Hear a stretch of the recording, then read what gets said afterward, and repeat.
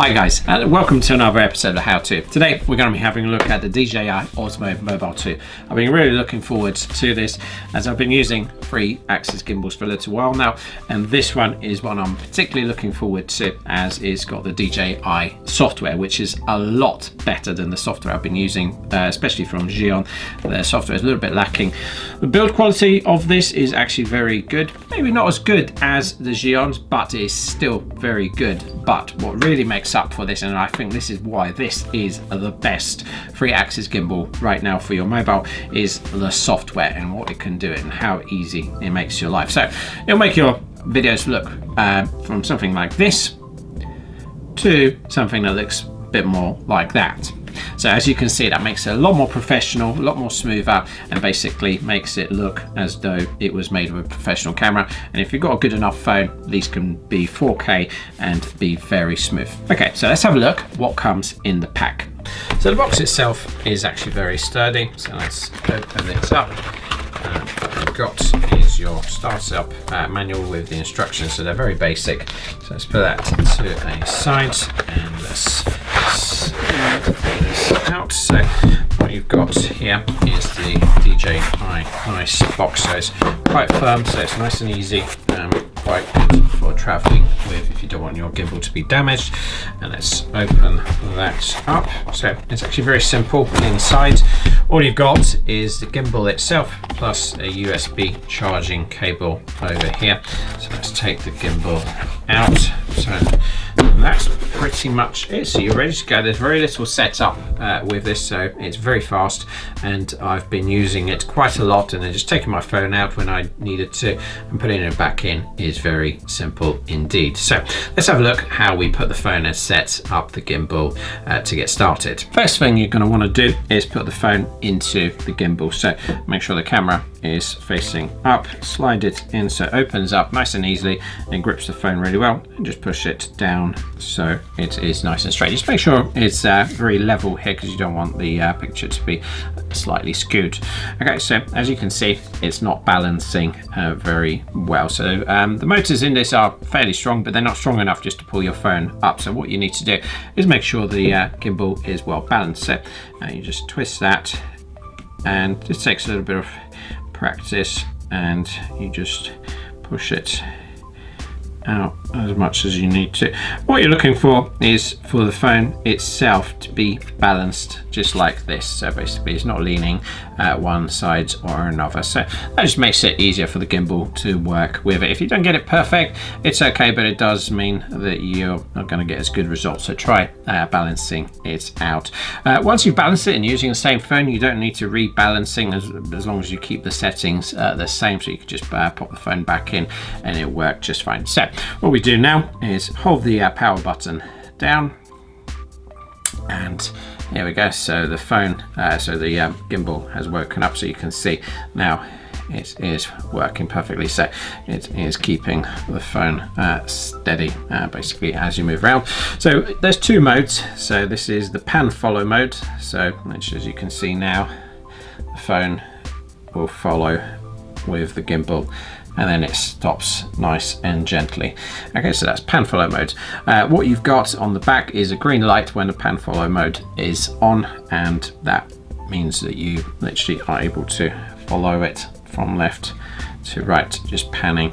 If you're moving up and down, it will make it stay level. And then you've got the lock mode. So press the mode button, and now you can keep twisting, and the phone will keep facing forwards. So that's really good for when there's not much space. So as you can see now, I can keep facing you guys and move back and forth away from myself. Be careful, it's not a 360 degree, so just make sure that you can see there's a end to it. As you can see, that's marked on the gimbal itself, so just make sure you don't just keep jerking it because it doesn't twist 360 like some do, but that's really good. And also what you've got on the here is the joystick. So if you want to move it from left to right and up and down, you can do basically with that. So that's how you set up, and then whatever you've set, so for example you want it to look this way, and you'll just literally lock it like that with the joystick, and it'll keep the phone facing nicely that way. Okay, so let's have a look at the software and what you can do with the gimbal and how it is done. First thing you want to do is go into the app. So there's two apps, so make sure you've got the right one because they're quite big, so you want to download it when you're on Wi-Fi. There's DJI Go 4 and the DJI Go, so it's actually the DJI Go that you need. So if we select that, it takes a few moments to load up and connect to the device, so just be patient with it, and as you can press skip on that.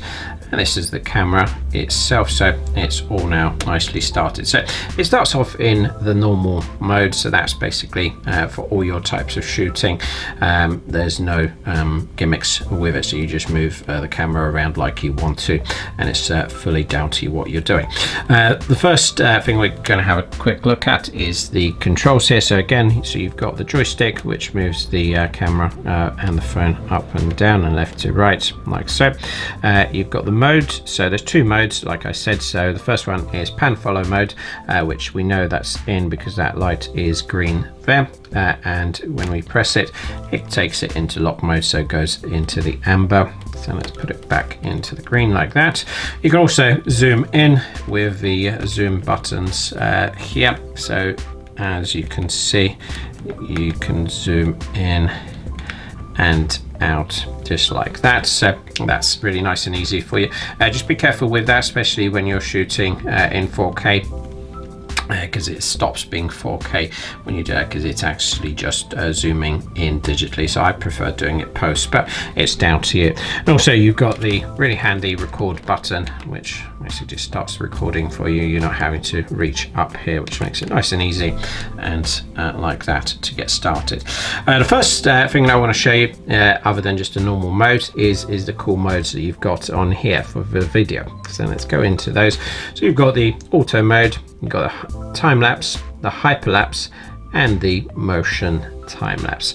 So the time lapse and the motion time lapse are very similar. So let's have a look how the motion lapse and the time lapse would work. So when you first get into the app, all we need to select is the motion time lapse, and it allows you to generate the points you want it from. So with the joystick, you just switch it to the left, press plus button, and that's your starting point. We'll put a second point in up here, and then the final point goes in on the right, basically. So the camera will make an arc like that. So what you do now is press next, and this allows you to do the timing. So every 4 seconds a photo will be taken for 20 minutes, and that will generate a clip of 10 seconds basically.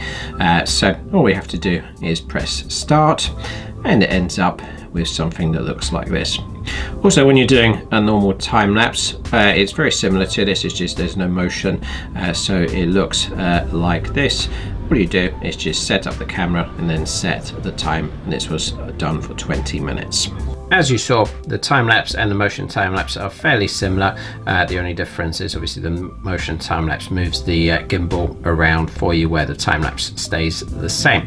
The next one we've got is the hyperlapse, which is actually a really cool feature, because normally this is a very complex, not complex, but it's very tedious process, having to take a photo, move a little bit, take another photo, move a little bit, where this actually does it for you. So I'll show you how this is done. So again, you can choose the interval, how often the photo is taken, and for how long you want to do it. So for the particular video I'm just about to show you, it's actually on 3, and it was every 4 seconds it took a video. So all you got to do is just find yourself a subject, which is usually quite far away, and just start walking, and when you do that, press start. So on this one, I actually held it on my monopod and just press start, and it just does the rest for you. So let's have a look how that turns out.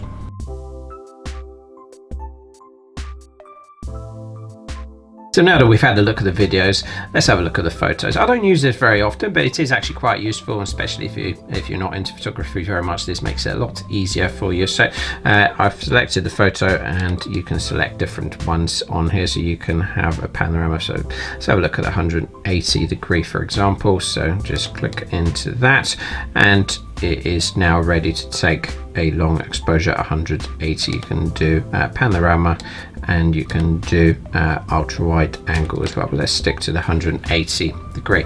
So let's go out and let's have a look at how that will work. Okay, so as we've got our scene, all we do is select the 180 degrees, and all you got to do is just press the photo button. I did it on the gimbal, and the camera will take 15 photos itself, so it just moves around. Make sure you've got plenty of space when you're doing this, so the process is fully automated, so you're not having to do anything, and the stitching will be done automatically afterwards for you. This works really well when there's not too much movement. As you can see, there's some movement here, but the software is really good, and it will actually pick up on that, and it will do all the stitching, so speed that up. And this is what you end up, so it's a nice photo, and that's a 100-degree panorama view. Now we're back inside, it's time for me to show you the last feature, and it's actually really cool because DJI allows you to put your phone in mode for selfies. So let's turn it off, and we can put the phone vertically into the gimbal. So this holder twists around like that. Make sure you rebalance it. So I find that you just rebalance to the shortest point now on the gimbal, like so, and that is back in there. I'll put the phone almost halfway down just to make sure the buttons are not covered up, and you can power it on, and this is going to be perfect for all your safe selfies basically. So if you want to be vlogging around and just walking around while you're doing it and making sure that your videos are nice and steady, that is the way to do it. And that's pretty much it for today. So thank you very much for watching. I hope you enjoyed it. I highly recommend this to anybody, especially if you want your videos to be a lot smoother. It's a small investment, and it makes your life a lot easier. So please subscribe to my channel and hit the like button, and leave me any comments with any videos you guys might want to see. And what I'll do is I'll leave you with the videos that I've made with the DJI all around town and other places. Thank you very much.